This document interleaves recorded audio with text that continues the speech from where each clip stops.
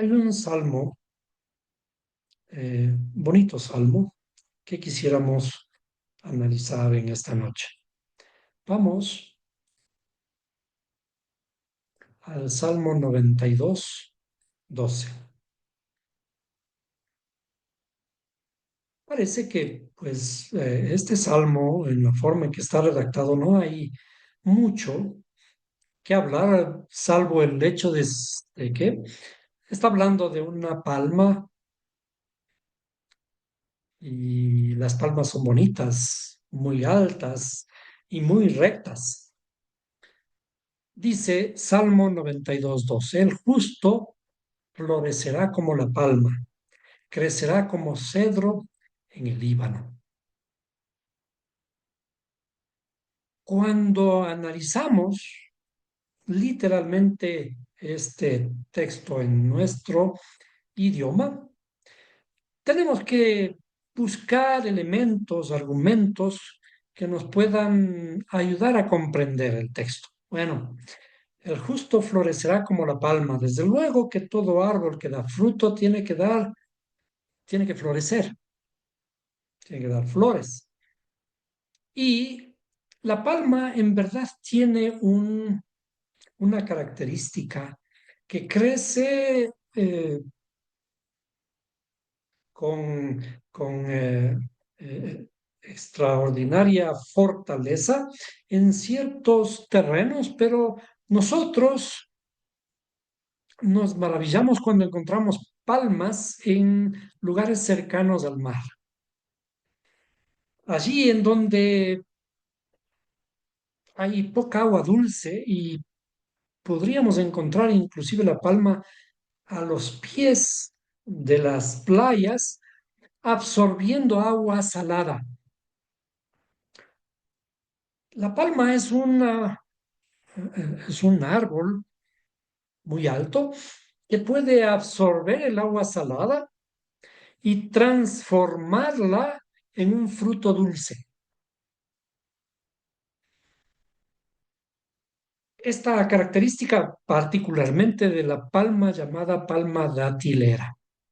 ¿Por qué la Biblia utiliza este término? Hablando del justo, el justo florecerá como la palma.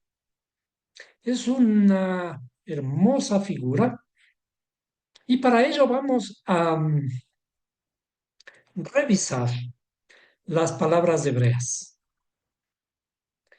El justo, cuando habla del justo, está hablando del sadik. Ya hemos hablado hace poco tiempo de el sadik. Vamos a ampliar un poquito para que puedan ver cómo está escrito. El sadik es el justo, el que hace justicia, el que justifica. ¿A quién justifica? Al Creador. También dice el que purifica, el que purifica. ¿Cómo entendemos todos estos conceptos? Mucho más profundamente cuando los enlazamos con sus palabras hebreas. Entonces, el justo purifica como la palmera. ¿Y qué es la palmera? La palmera viene de tamar. La palabra de una palmera es tamar, que significa estar erecto. Pero la palabra en este diccionario no nos da mayor información, mayor detalle de su significado, de los enlaces con su raíz. Por lo pronto, vamos a tomar esta palabra y la vamos a copiar en nuestra pantalla para poderla ir analizando. Tomar y le vamos a hacer más grandecita y yo le voy a quitar los puntos que son, o mejor dicho, no están escritos en la Torá original. Es decir, la Torá original no tiene puntos, por lo tanto no tiene vocales. Ese es el lenguaje de tartamudos del que habla el profeta. Dice, yo te enseñaré el lenguaje de tartamudos. ¿Por qué lenguaje de tartamudos? Porque, como en nuestro lenguaje, ¿qué pasaría si le quitamos las vocales? Si le quitamos las vocales a nuestras palabras, no sabríamos muy bien cómo pronunciarlas. El lenguaje hebreo tiene esta característica y cuando hacemos las traducciones, realmente perdemos los significados posibles adicionales que puede haber en un texto en donde podríamos insertar las vocales de diferentes maneras. Esa es la riqueza del lenguaje hebreo.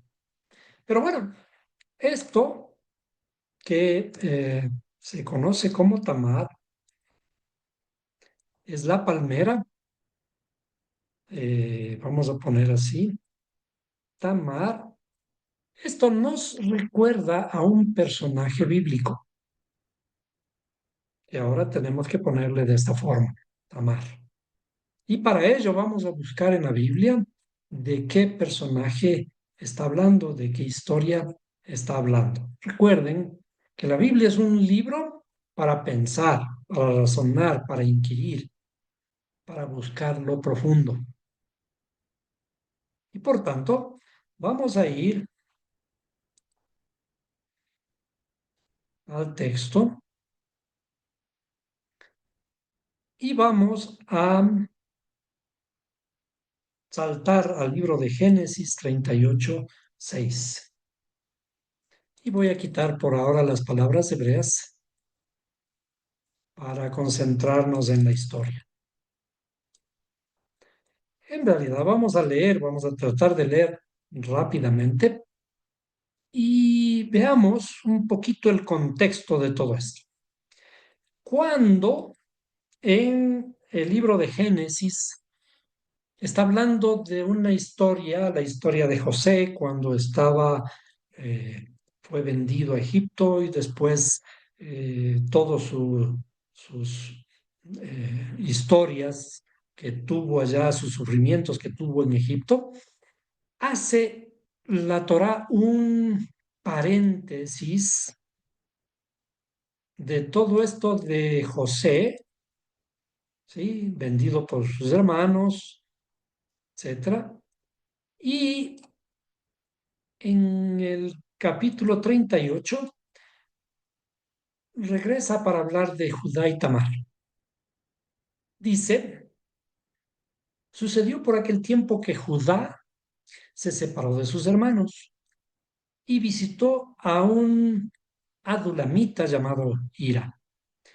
Y allí vio Judá a la hija de un cananeo llamado Súa, la tomó y se llegó a ella. Entonces, Súa era la esposa de Judá. Ella concibió y dio a luz un hijo y le puso por nombre Er. Concibió otra vez y dio a luz un hijo y le puso por nombre Onán. Aún dio a luz a otro hijo y le puso por nombre Sela.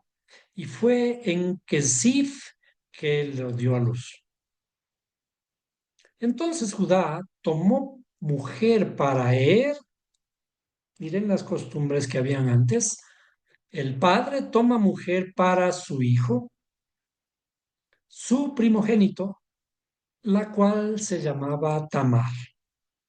Vimos que esta palma datilera en el libro de los Salmos tiene el nombre Tamar.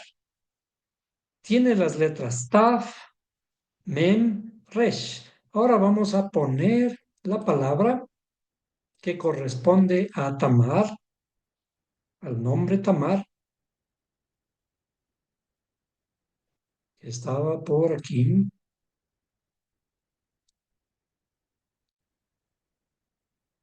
Aquí Tamar fíjense que el número que le da el diccionario a la palma datilera es el número H8558. Y el número que corresponde al nombre es 8559. ¿Sí? Y ahora ya no es una raíz que no se usa, que significa estar erecto. Ahora aquí dice lo mismo que el H8558, una palmera, pero es Tamar, nombre de tres mujeres y de un lugar. Es decir, son las mismas letras, ahora es un nombre. Continuemos con la historia. Pero primogénito de Judá, era malvado ante los ojos del Señor y el Señor le quitó la vida. Y ahora me voy a detener nuevamente en el texto hebreo para mirar qué pasa con Er. Er está escrito como Ain Resh. Ain Resh. ¿Sí? Dice vigilante. Y también se asemeja un poquito a Ur. ¿Recuerdan la ciudad Ur? Bueno, dice el primogénito de Judá, fue malo ante los ojos de Jehová. Malo ahora es Ra.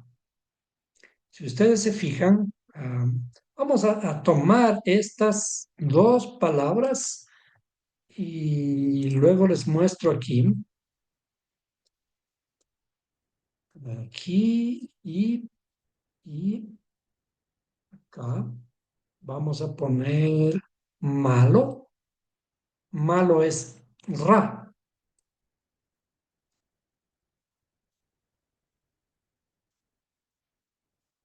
Entonces, cuando analizamos estas palabras, este texto, tenemos que necesariamente analizar estas palabras de esta forma. Veamos, como decía, vamos a hacerle más grandecito, igual que aquí. Les vamos a poner a estas dos palabras ahí, perdón, ahí, ponemos aquí, y de esto también le ponemos acá. Si ustedes pueden fijarse, Er, este es el nombre de el primer hijo de Judá, y le voy a borrar las vocales. Y ahora Ra, que por sintaxis, por el sonido, se le pone con una H, pero si ustedes se fijan, son las dos mismas letras del nombre. Es decir, cambiamos las letras y ahora es un malvado. Esto es lo curioso, lo interesante de cómo se analizan las historias bíblicas. Sigamos viendo qué pasó. Bien, y vamos a volver a este texto. Entonces Judá dijo a Onán, llégate a la mujer de tu hermano y cumple con ella tu deber como cuñado, y levanta descendencia a tu hermano. Este es en la ley del levirato que aparentemente existía en ese tiempo. Y Onán sabía que la descendencia no sería suya, y acontecía que cuando se llegaba la mujer de su hermano, derramaba su semen en tierra para no dar descendencia a su hermano. Nuevamente, estas son las, los detalles del cuento literal. Detalles del cuento literal. Obviamente que cada uno de estos detalles también tienen significado, pero nosotros vamos a centrarnos en la historia global. pero lo que hacía era malo ante los ojos del Señor y también a él le quitó la vida. Literalmente, a quien hace algo malo, el Señor le quita la vida. ¿Es cierto esto? ¿Sucede así? ¿Que a alguien que hace lo malo, Dios le quita la vida? Naturalmente que no. Por eso decía estos detalles, tiene uno que tomarles cuidadosamente porque no son regla, pero son parte del argumento, porque si fuera una regla, una norma, alguien que hace lo malo tiene que morir, punto. Y de hecho la Biblia dice, el alma que pecare esa morirá. Pero sin embargo vemos que no es así. Luego dice, entonces Judá dijo a su nuera Tamar, aquí viene el primer miedo de Judá en esta historia, porque ya tuvo otros miedos. Quédate viuda en casa de tu padre hasta que crezca mi hijo Sela, pues pensaba, temo que él muera también como sus hermanos. Así que Tamar se fue y se quedó en casa de su padre. Es decir, bueno, si le doy a mi hijito y tiene algo esta mujer que por la suerte de esta mujer, mis hijos, mi tercer hijo se va a morir, mejor precautelo la vida de mi tercer hijo.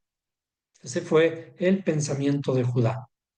Pero bueno, veamos a dónde llegamos con todo esto. Dice, pasaron muchos días y murió la hija de Súa, mujer de Judá. Es decir, el pobre Judá se quedó viudo.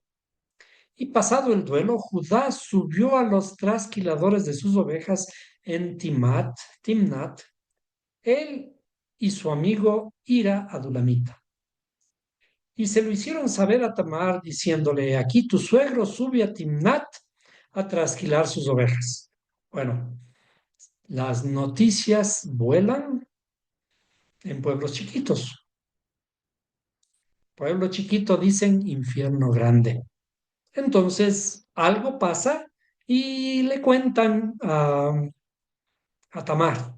Ella llegó a saber y dice, entonces ella se quitó sus ropas de viuda y se cubrió con un velo, se envolvió bien y se sentó a la entrada de Enaim, que está en el camino de Timnat, porque veía que Sela había crecido y ella aún no le había sido dada por mujer. Es decir, ya estaba pensando que su suegrito no le estaba cumpliendo con la ley del levirato que tenía ella. Ella se seguía cuidando, guardando para el tercer hijo de Judá, que tenía que ella ser la mujer.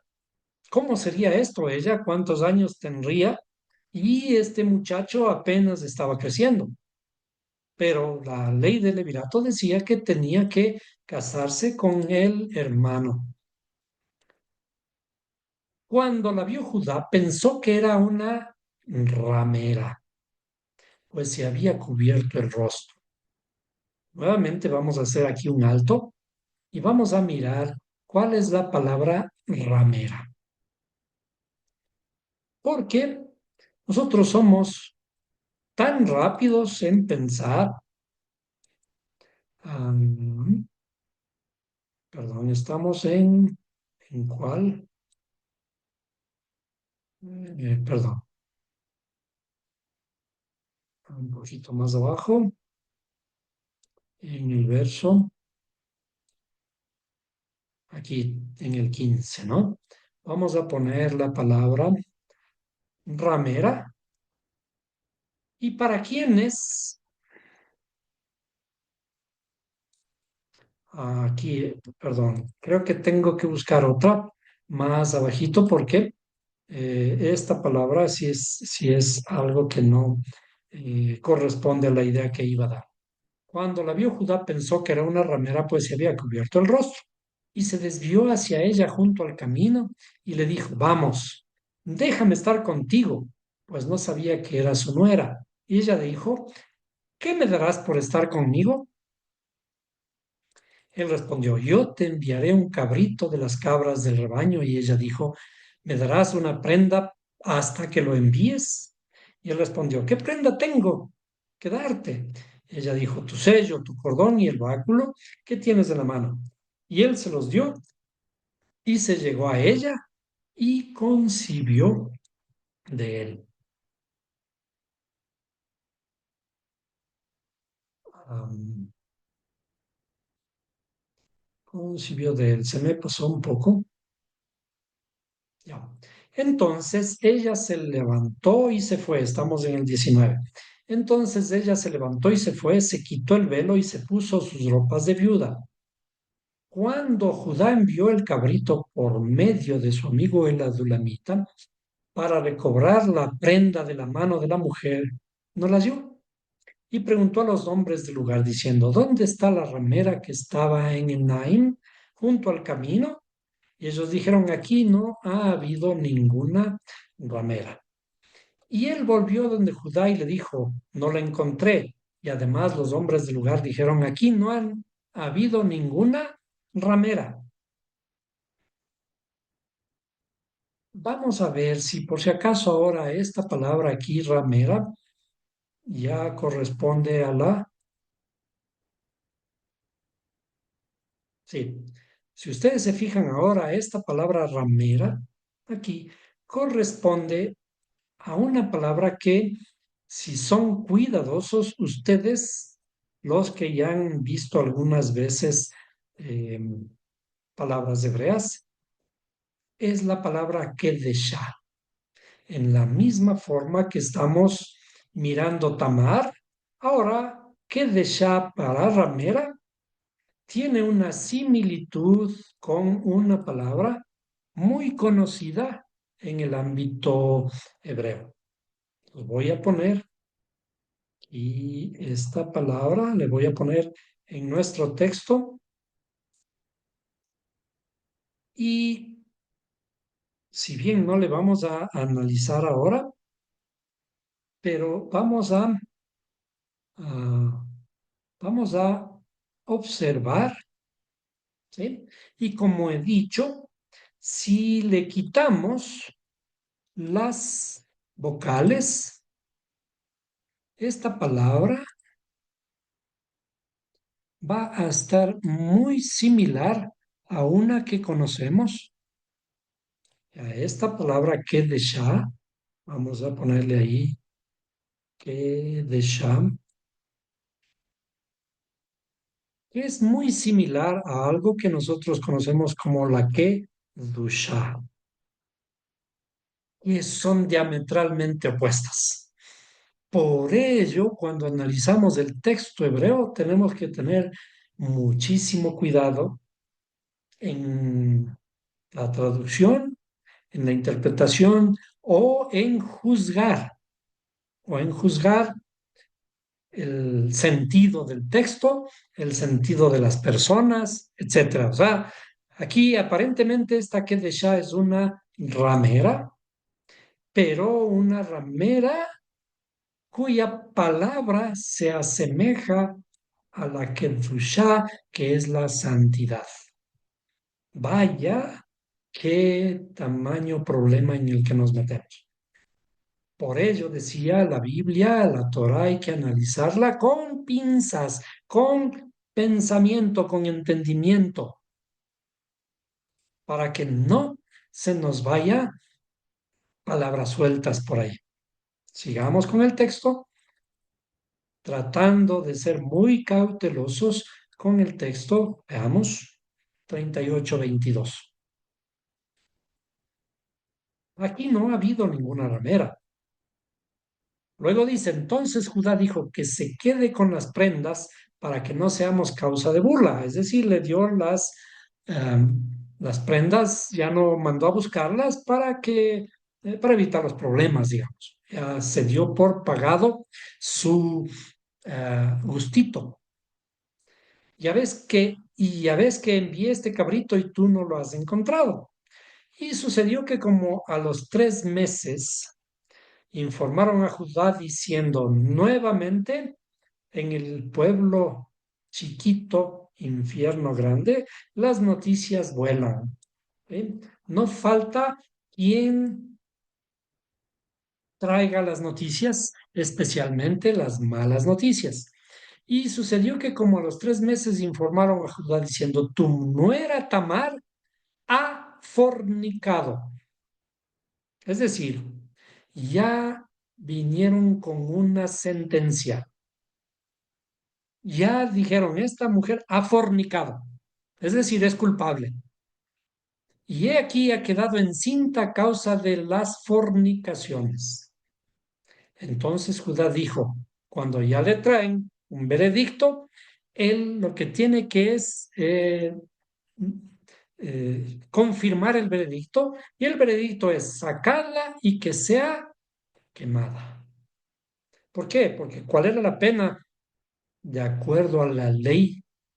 Que, bueno, no existía la Torá, la ley en ese tiempo, pero ya existía el conocimiento del Creador y las costumbres que fueron luego formuladas en la Torá. ¿Cuál era el pecado de la fornicación? Que sea incinerada. ¿Quién? La mujer. No se tomaron la molestia de averiguar de quién. ¿Por qué? Porque se supone que para que exista un niño, en este caso, hay dos personas. Sin embargo, la que tiene la muestra del pecado, la que va llevando la carga es la mujer, por lo tanto, es la culpable. Punto.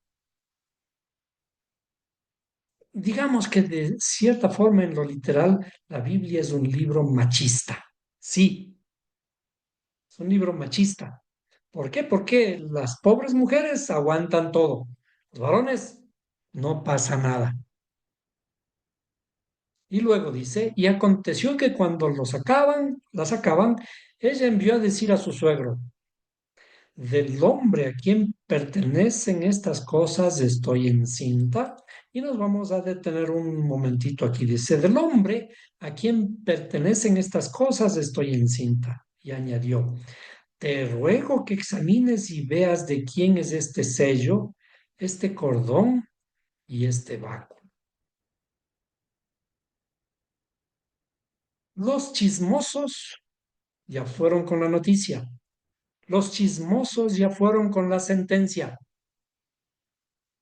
Ya la juzgaron, ya la sentenciaron. Sin embargo, ¿cuál es la defensa? La defensa de Tamar pudo ser el culpable es Judá. Él es el padre de mi hijo. Pero ¿cuál es la regla? ¿Cuál es la norma? Desde antes de que exista la ley, desde antes que exista la ley es que es preferible ser quemado a hacerle quedar mal al prójimo. Preferible ser quemado a ponerle en vergüenza al prójimo. Tamar utiliza este principio y no dice de quién es. Ella tiene sus pruebas y hubiera podido ir al frente de Judá y decir, tú eres. Señalarle con el dedo como nosotros solemos hacer. Tú. Yo sé que digo la verdad. Y la verdad es así. Somos especialistas en sacar los cueros al sol. Sin embargo, hay un principio bíblico como Tamar que dice que es preferible ser quemado a avergonzar al prójimo. Del hombre a quien pertenecen estas cosas estoy encinta. Ella dijo, aquí vayan y preséntenle a él y él juzgará. Judá pudo haber escondido su error y le pudo haber acusado porque estaba eh, en el plano de juez, en el plano de hombre, que en ese tiempo, como decía, las mujeres no valían para nada. Pero sin embargo, la muchacha no le avergüenza a su suegro y le dice, juzga tú. Judá los reconoció y dijo, ella es más justa que yo, por cuanto yo no la di por mujer a mi hijo Sela, y no volvió a tener más relaciones con ella. Una historia, digamos, vulgar, una historia de que Judá por ahí, como ya no tenía mujer, aparece una prostituta y se llega a ella y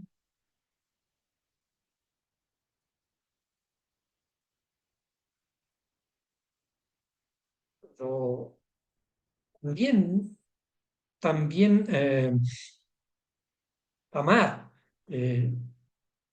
busca un ardiz para esconderse, para disfrazarse y engañarle a su suegro para reclamar su derecho. Pero todas estas historias no se analizan a este nivel únicamente. Hay que profundizar en ello. Por ello vamos ahora a salirnos al texto y veamos, analicemos a Tamar. Tamar, podemos subdividir a esta palabra que está compuesta en realidad de dos. Veamos, aquí Tamar, le voy a copiar esta palabra y voy a escribirla nuevamente. Tamar podemos dividir en dos, perdón, así. Am, creo que tengo que hacer algo primero. Ahí, Tamar, y vamos a poner dos letras, perdón, así, así, ahí. En realidad, yo podría dividir esta palabra en dos, tam y mar. Es decir, la misma forma, no sé si ustedes recuerdan cuando alguna vez escribimos piedra, que en hebreo es eben, y eben se escribe de esta forma, eben, eh, eben, y una letra nun, ahí, eben, que está formada también por dos.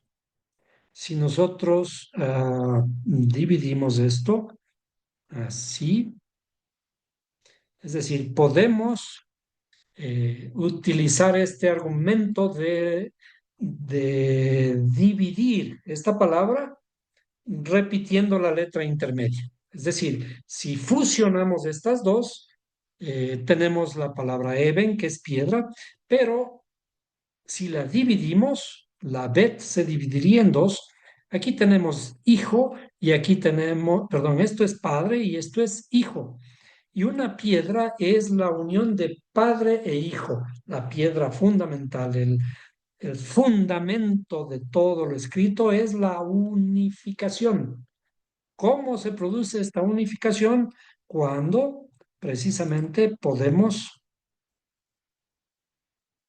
unificar estas dos palabras. Aquí, para objetos del análisis, estamos siempre haciendo este tipo de análisis en el texto hebreo. ¿Por qué? Porque la Biblia es un libro hebreo, es un libro de intelectualidad hebrea. Las historias son historias que deben analizarse en el pensamiento hebreo con las herramientas hebreas para lograr entender y sacarnos de la mente esa religiosidad absurda que nos tiene sumergidos en un pensamiento literal, en creer que esas historias eran verdaderas. Lo importante, lo interesante en la espiritualidad y para nosotros es el entendimiento de la profundidad de la historia. ¿Quién es Tamar? Tamar es una palmera y esta palmera puede transformar el agua salada en un fruto dulce. ¿Cómo evidenciamos esto? Cuando aquí, en este mismo contexto de la palabra hebrea, tam viene de tamizar, de tamim, que es perfecto. Tam es perfecto y mar es amargo. ¿Qué es lo perfecto? Aquí debería poner mar, que es amargo, ¿no? Tam, mar, que es, tam es perfecto y mar es amargo. Tam, vamos a poner ahí así, tam es perfecto y lo perfecto es dulce.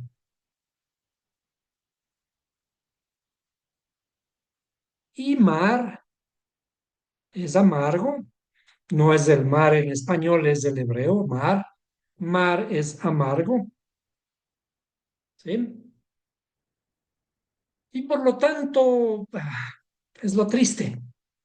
Entonces, ¿qué es Tamar? Tamar es este personaje que es una palma que transforma lo amargo en dulce. ¿Cómo transforma lo amargo en dulce? Esta historia está envuelta en esos detalles de que es una esposa y que tiene que cumplir la ley del levirato con el tercer hijo de Judá y tiene que sufrir este desaire de parte del suegro. El suegro no es que actúe correctamente desde el principio y después también mirándole a ella como una prostituta, simplemente se llega a ella y le paga. Pero su amargura, la amargura de Tamar, que era ese desconsuelo de no estar casada, de continuar teniendo un esposo y dar hijos para el primer hijo de Judá, de acuerdo a la ley del levirato, tiene que transformar su amargura en dulce. ¿Qué es lo que hemos estado tratando en algunas clases? De que la Torah es un aspecto que trata la psicología nuestra. Nosotros arrastramos, como en el caso de Tamar, van arrastrando cosas, nosotros arrastramos de nuestro pasado amarguras. Hay cosas, sí, que nos han pasado, son injustas. Puede ser. Pero el creador nos pone, es el creador el que nos ha puesto todas estas circunstancias para que nosotros evidenciemos de qué estamos hechos. ¿Cómo llegar a ser justos? Acuérdense que dice ahí, el Salmo dice, el justo como la palma florecerá, el justo como Tamar transformará la amargura en dulce. Es lo que hemos estado diciendo desde hace tiempo, que tenemos que corregir endulzar nuestros juicios. Los juicios son amargos y esa amargura transformarla en algo dulce. Es verdad que el pasado ya no podemos cambiar, el pasado ya pasó, pero también es verdad que sí podemos transformar el peso del pasado. El pasado que fue amargo, tenemos que volver a él y transformarlo amargo en dulce. Y es por ello que el pasado en realidad no ha pasado. Vamos a escribirlo por aquí. El pasado no ha pasado, sino que ha venido a quedarse en nosotros para siempre. ¿En dónde se ha quedado en este pasado? Aquí, en nuestro inconsciente. Pero el peso de este pasado sí podemos transformarlo. El pasado vino para quedarse, pero depende ahora de qué es lo que nosotros podemos hacer para transformar esta amargura, esta agua amarga, esta agua salada en dulce, en un fruto dulce, como la palmera datilera. Los dátiles tienen esta característica de ser frutos dulces. ¿De dónde? ¿De dónde vienen? De un agua salada. La naturaleza nos enseña que nosotros podemos realizar estas transformaciones. El agua salada está en la tierra, aquí, en nuestra tierra, esta amargura, en todo lo que nos ha acontecido.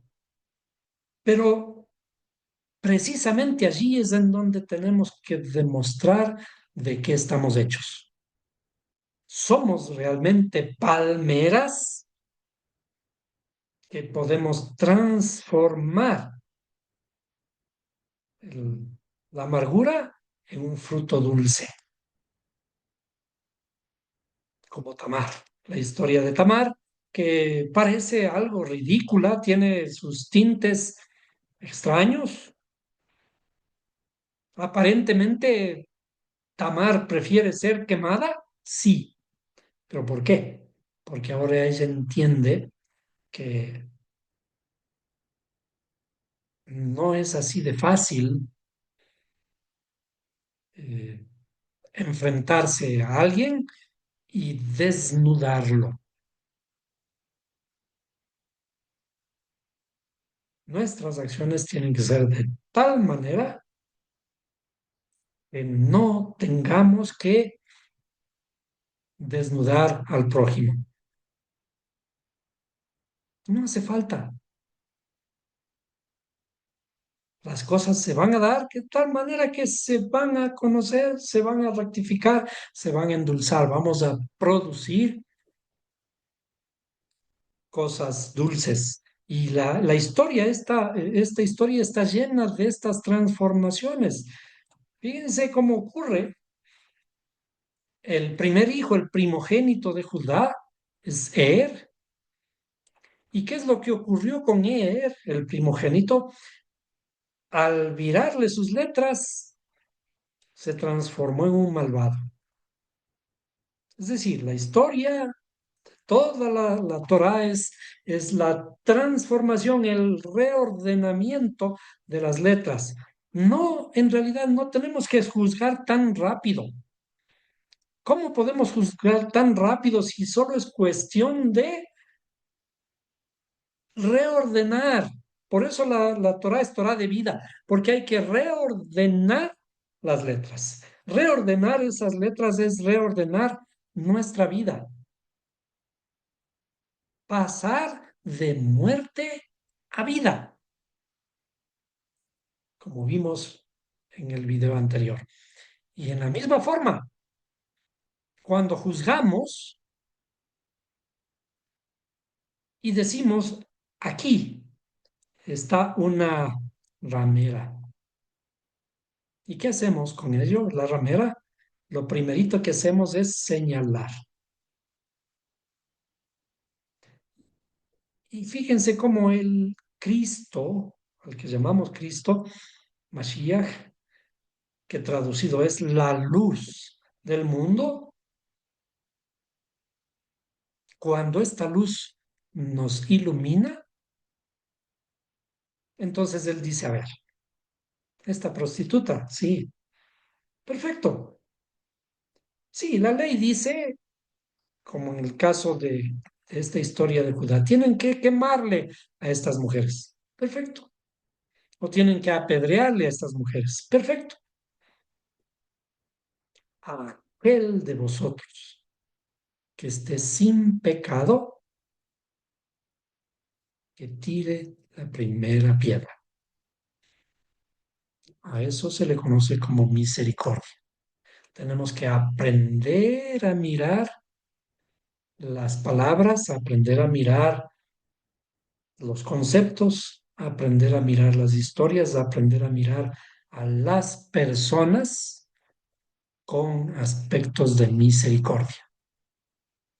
Por ello, nuevamente, ¿qué ocurre con Tamar?